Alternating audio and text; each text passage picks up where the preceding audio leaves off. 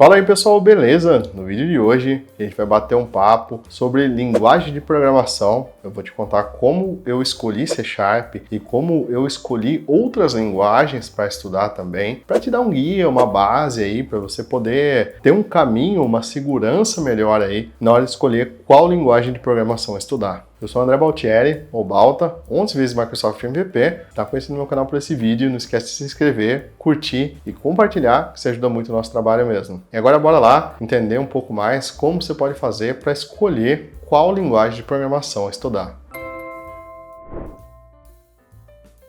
Existe uma frase do Arthur Schopenhauer que fala que o homem é livre para fazer o que quer, mas não é livre para querer o que quer. Isso é verdade para quem conhece marketing, tá? O marketing induz a gente a muita coisa e todos os dias, o dia todo, a gente é bombardeado com uma quantidade imensa de informação, do tipo, estude isso, estude aquilo, isso não é bom para você, faça isso da forma certa. E eu resolvi criar esse vídeo aqui, não para puxar a sardinha pro lado do C#.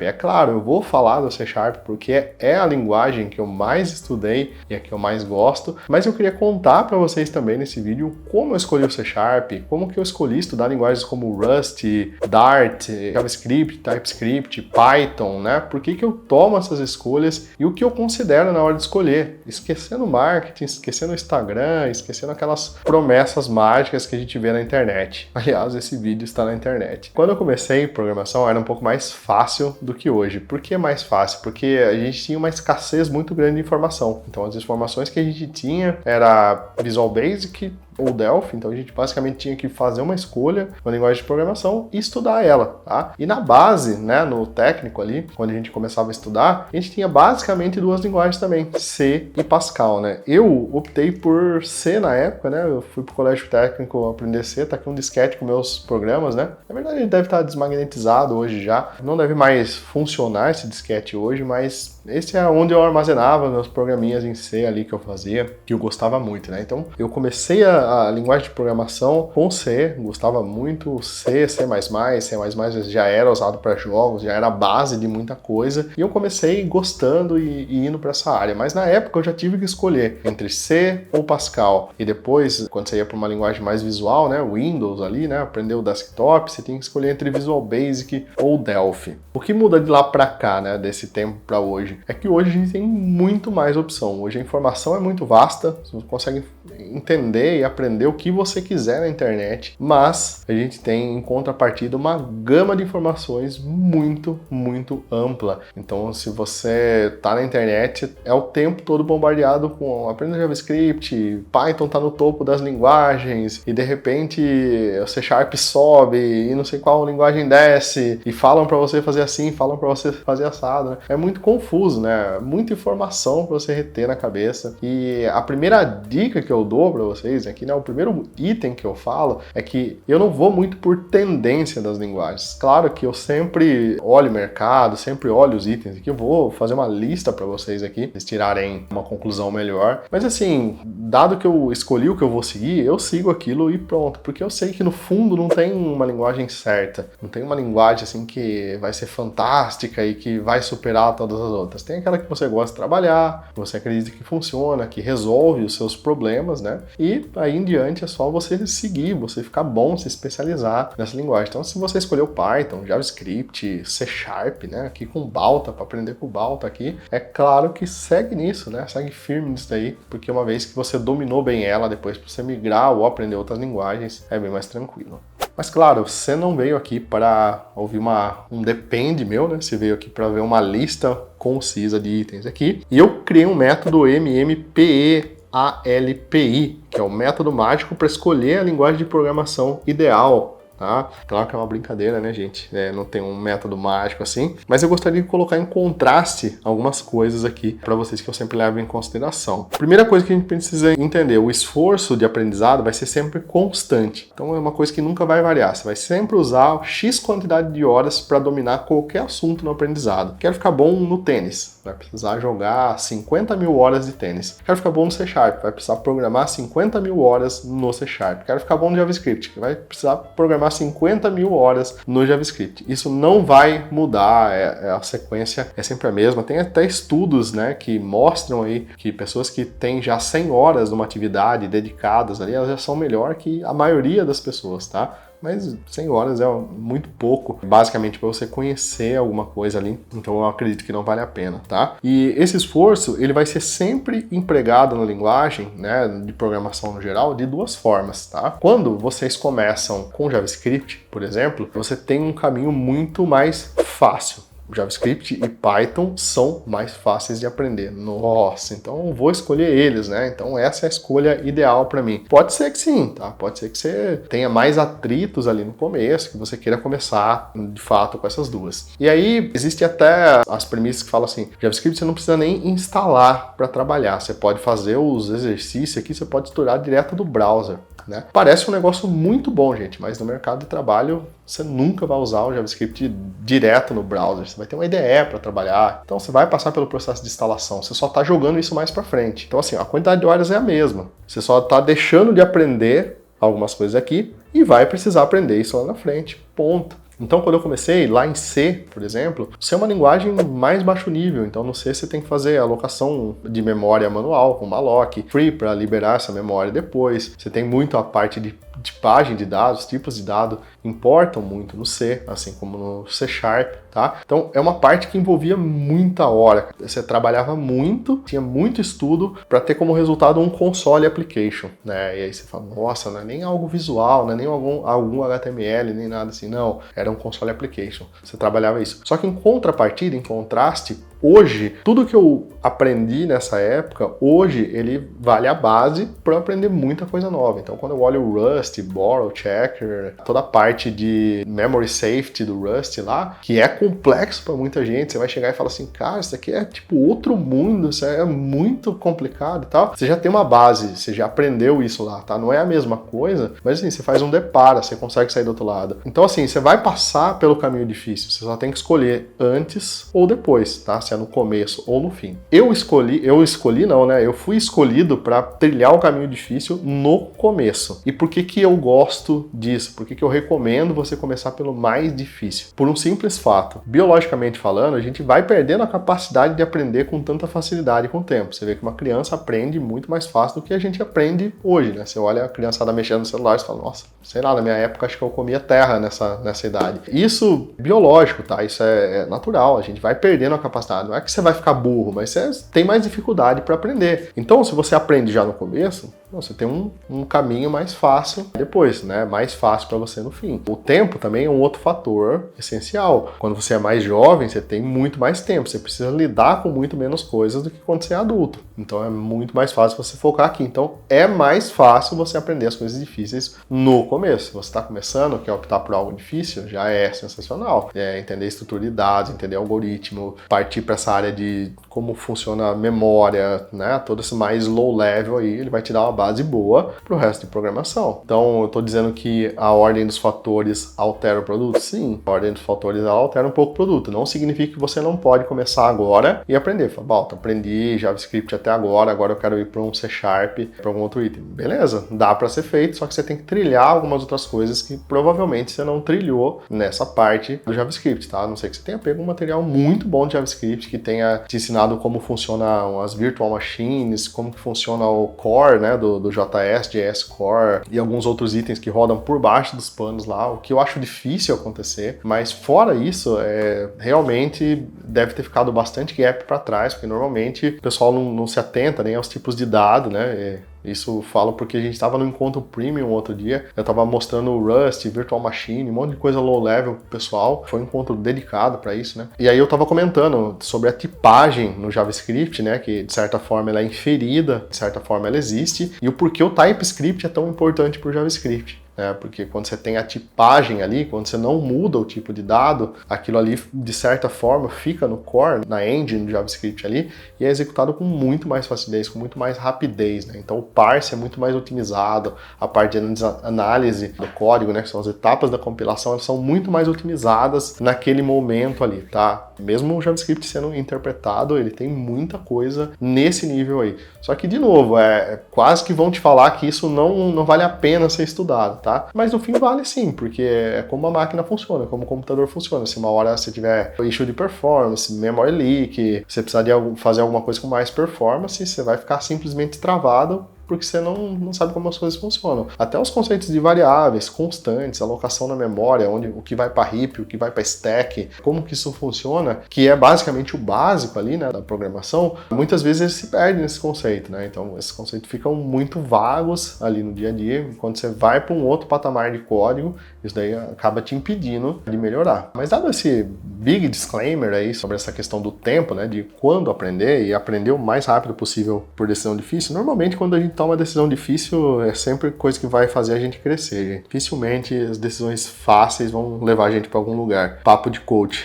Mas assim, a primeira coisa que eu olho quando sai uma linguagem nova ou quando eu vou aprender alguma coisa nova, não é mercado. Tá? O mercado tá lá para baixo, eu deixei ele por último aqui nessa lista, só para vocês verem que não é só o mercado que importa. Ele importa sim, mas não é só ele que importa, tá? Então a primeira coisa que eu olho não é o mercado, é o que a linguagem me agrega. Esse é um ponto muito importante pelo seguinte, eu, por exemplo, eu sei um pouco de Python por conta de machine learning e algumas outras coisas, mas mesmo assim eu decidi recentemente, né, nas minhas pesquisas ali, eu decidi estudar o Rust ao invés de aplicar mais tempo no Python. O meu tempo é extremamente limitado, assim como o de vocês também, tá? Mas por que eu escolhi um ao invés de outro? Primeiro ponto, o que a linguagem agrega? Tudo que eu já vi de Python, e claro, eu não tenho tanta experiência no Python assim, mas eu entendo a facilidade de eu aprender Python. Então, quando eu olho para ele, eu falo assim, cara, é algo que é plausível, assim, se eu investir um esforço constante, X tempo, eu consigo aprender. E o Rust, no caso, ele foi muito mais desafiador. Ele trouxe muito mais conceito novo para mim nesse aprendizado. Eu ainda tô na fase de aprendizado do Rust, tá? Mas ele trouxe muito mais conceitos novos para mim, que me tiraram fora da caixa na questão de linguagem de programação do que o Python ia me trazer. Então, quando eu entendi os conceitos de segurança do Rust, por que ele precisava, né, daquilo, por que ele foi formatado daquela forma, aí isso me agregou muito mais. Então, essa é uma das primeiras coisas que eu olho para a linguagem. O Dart foi a mesma coisa. Quando eu comecei a olhar para o Dart, do Flutter, né, então da parte do Flutter, que eu gosto muito até hoje, só que não é mais meu foco, comecei a olhar também o que tinha por trás do Dart. E o Dart, ele foi feito para substituir o JavaScript, então ele tinha uma pegada diferente ali, né, das outras linguagens, tinha uma facilidade, ainda faltava alguns recursos quando eu comecei a estudar Dart na linguagem, mas ele tinha um propósito, tinha um negócio legal, disso daí já me puxou um gancho para o WebAssembly, para eu poder estudar algumas outras coisas que hoje me ajudam com Blazor, por exemplo, tá? O mesmo aconteceu com o Go. Quando eu fui escrever um material sobre strings, né, eu lembro que eu fiz uma palestra de 1 hora sobre strings e falaram, cara, o cara falou 1 hora sobre strings, né, o título da palestra era strings.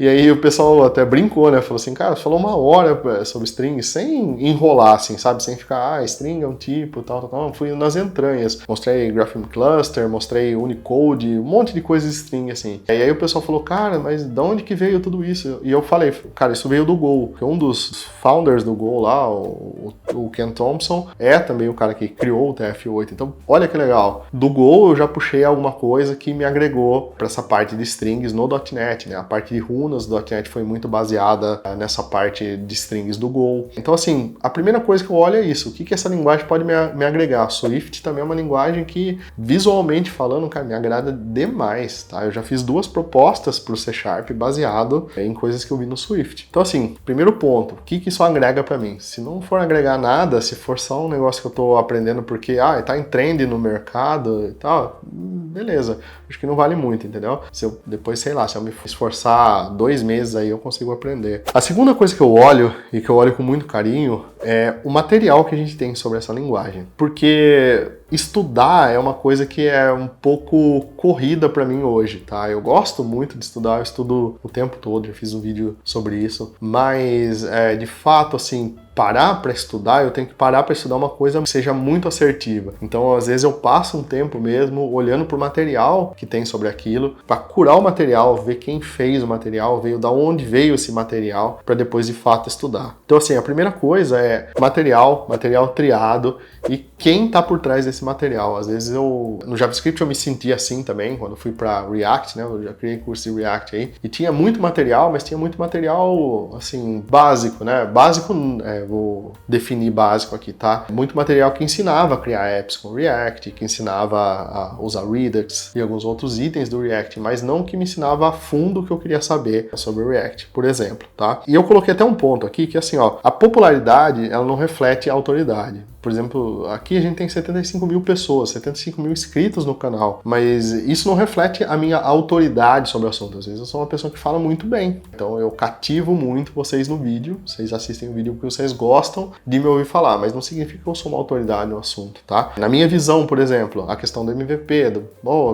os títulos de MVP que a própria Microsoft dá, que é um título de fora, né? Ter o Fluent e outros pacotes com 2 milhões de downloads, ter já contribuído para o Search.net, isso é o que eu quero passar como autoridade, não inscritos no canal, tá? Então, pra mim também, às vezes, o canal tem 200 mil inscritos, cara, não faz a minha praia, tá? Eu assino, tem canais aqui no YouTube, no meu pessoal, né? Não no do Balta aqui, mas tem canais com 2 mil inscritos, cara, que eu assino, tá? E que eu acho sensacional, ensina de uma forma sensacional e passa uma mensagem muito boa. Eu também busco o máximo possível otimizar esses estudos, tá? Eu não tenho muito tempo para estudar, então eu preciso que seja algo direto, reto, que seja linear, que eu aprenda as coisas já na ordem que eu preciso para me preparar. Então eu não posso ficar abrindo um monte de janela, não fechar nenhuma, ou tipo, isso aqui a gente vai aprender lá na frente num outro módulo, esse módulo nunca chega. Então, sei lá, o cara começa a aprender já ASP.NET antes de aprender C# e Entity Framework. Então, assim, preciso de uma linha de estudos bem firme, tá? Vou voltar no Rust aqui, que os próprios criadores do Rust têm um livro bacana, é legal. No caso do C# tem muito material, claro, tem o material do Balta, né? Se eu não indicar o meu material, quem indicaria? Mas eu sempre olho assim, ó, se tem uma sequência, tem algo para seguir, isso me dá uma segurança muito maior. O terceiro item que eu sempre olho é se eu me identifico com a linguagem. Isso também para mim é muito importante, tá? Vocês já devem ter passado por essa sensação que eu coloquei aqui, que é o seguinte: você vê algo, é algo extremamente legal, revolucionário, não sei o que, tal, você fala, puta, é legal, mas não é pra mim, entendeu? Não é o que faz meu tipo aqui, tá? Então, assim, há mais ou menos uns 7 anos, né, eu tava lá com .NET, Node, trabalhei com Objective-C, né, no Mac, foi quando eu vim pro lado Mac da força aí, Swift, uma salada de coisas, tá?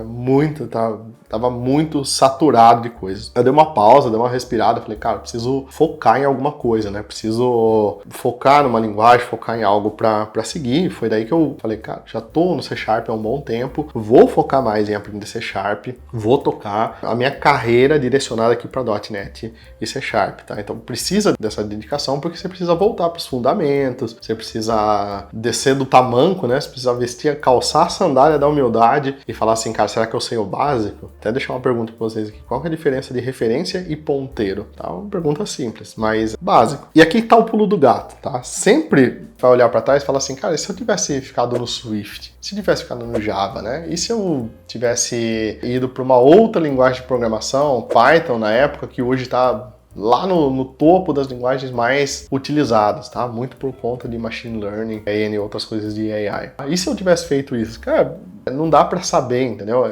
Sempre, essas decisões que a gente nunca tomou sempre vão parecer muito legais. São fatos. Você sempre vai olhar para essa decisão que você nunca tomou e falar, nossa, mas talvez tinha sido o caminho. Não, eu escolhi C#, vou ficar no C#, é a linguagem que eu curto, é a linguagem que eu gosto e principalmente é a linguagem que eu me identifico, tá? Nessa época, é claro que você começa a se questionar, você fala, cara, será que o .NET vai vingar? Na época a gente não tinha o .NET Open Source, não rodava no Mac. Eu andava com 2 máquinas, com uma Mac, um Mac e um Windows. Não rodava e eu ficava assim, cara, será que bastante gente, servidor Linux bombando, será que o .NET não vai, né? Então assim, a gente sempre vai ter essa indecisão e todo o caminho que a gente escolher sempre vai ter uma dor. E o caminho que a gente não escolheu sempre vai parecer muito bonito. Mas o que fazia meu coração bater e que faz meu coração bater até hoje é o C#, tá? É a linguagem que eu mais tenho afinidade. Por quê? Porque eu comecei basicamente no C, então foi uma linguagem que depois... O C Sharp não é uma evolução direta do C, mais uma cópia do Java do que uma derivação do C, mas ele tem muita coisa parecida, tá? Muita coisa próxima ali, principalmente na parte da sintaxe. Então eu me identifiquei muito mais, gostei muito mais, e é a linguagem que eu mais me identifico hoje. Eu acho que isso é o mais importante você ter em mente quando você está escolhendo uma linguagem de programação. Tem que ser algo que você gosta de fazer, tem que ser algo que você acredita. Senão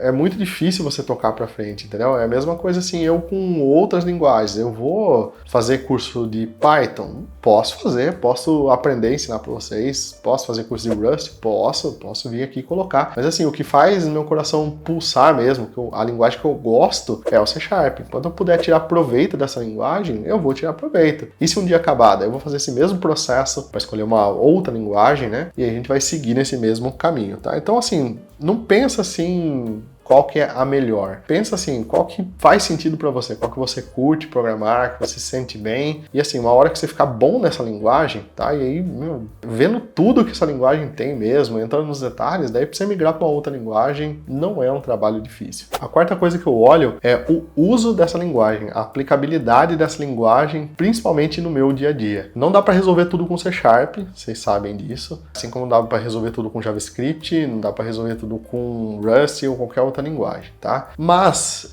existem coisas ali que na linguagem você pode extrair para o seu dia a dia. A gente fez muita automação aqui no Balta com Python. Tinha muitos scripts aqui que eram feitos com Python, que pegava informação, mandava para o servidor lá, carregava dados, carregava informação. Então foi muito útil a linguagem, tá? Não fui eu que implementei, mas foi o Renan pegou bastante do Python nessa época, aprendeu, então... Puxa, foi um uso sensacional. Tem muita coisa aqui no Balta que é escrita em C Sharp, vou desconsiderar aqui, né, porque vocês já imaginam que a base toda aqui é C Sharp. Mas assim, vou voltar no Rust aqui, o ponto não bom dele, né? Pô, eu aprendi bastante coisa do Rust, mas assim, eu não implementei nada no Rust aqui ainda pro Balta, porque ele tem um uso mais sistemático, um uso mais ferramental. Então, assim, é uma linguagem que eu gostei bastante, eu absorvi muito dela, mas ela serve mais como alavanca para o C Sharp, alavanca para alguma outra linguagem, do que para aplicabilidade no dia a dia. Tá? No meu cenário, tá bom? É claro que se a linguagem não tivesse aplicabilidade, ninguém nem criaria ela. Ela tem um propósito dela, mas pro meu cenário não se encaixa muito. Então eu olho bastante isso também, porque assim, além de aprender com a linguagem, se eu puder aprender e aplicar no meu dia a dia, nossa, ótimo. Tá? Daí é um negócio bem melhor ainda, tá? Um negócio muito maior. Então, essa questão do uso, para mim, vale muito a pena. O C, por exemplo, né? Que foi uma linguagem que eu